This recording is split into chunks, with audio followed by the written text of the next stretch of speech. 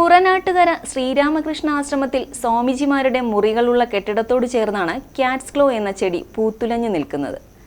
2 നില കെട്ടിടമാകെ പടർന്നു കയറി മുകളിലെ ട്രസ് വർക്ക് ചെയ്ത മേൽക്കൂരയിലേക്കും എത്തിക്കഴിഞ്ഞു.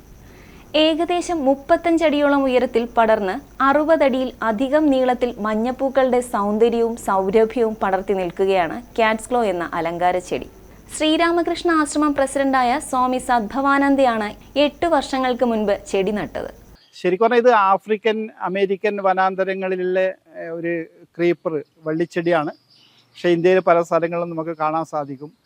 വയനാട്ടിലൊരു വീടിൻ്റെ മുകളിൽ മൊത്തം പടർത്തിയിട്ട് കണ്ടു. പല സ്ഥലങ്ങളിലും ഇപ്പം നമുക്ക് ഈ ഗ്രില്ലിൻ്റെ മേലൊക്കെ ഇത് വളർത്താൻ സാധിക്കും, ചെടിച്ചട്ടിയിലും.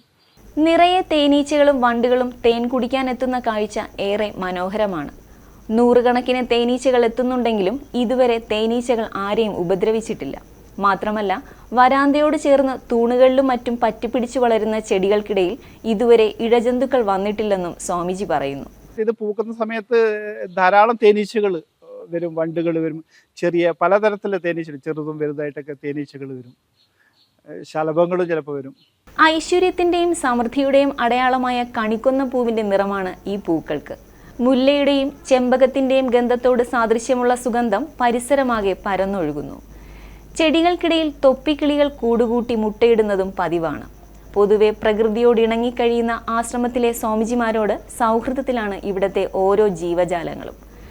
പീതവർണ്ണത്തിൽ നിറയെ പൂത്തുലഞ്ഞു നിൽക്കുന്ന ക്യാറ്റ്സ് ക്ലോയുടെ സൗന്ദര്യം അധിക നാളുകൾ നീണ്ടു നിൽക്കില്ല. രാവിലെ പൂത്തുലഞ്ഞു നിൽക്കുന്ന ചെടി സന്ധ്യയാകുമ്പോഴേക്കും പൂക്കളെല്ലാം വാടി കൊഴിയാൻ തുടങ്ങും. മാർച്ച് മാസത്തിൽ ഏതാനും ദിവസങ്ങൾ മാത്രമാണ് ഇവ ഇത്രയും മനോഹരമായി പുഷ്പിക്കുക. ഒരുപക്ഷെ കേരളത്തിലെ തന്നെ ഏറ്റവും വലിയ ക്യാറ്റ്സ് ക്ലോ ചെടി പൂത്തുലഞ്ഞു നിൽക്കുന്ന അപൂർവ കാഴ്ച കാണാൻ പലരും ആശ്രമത്തിലെത്തുന്നുണ്ട്.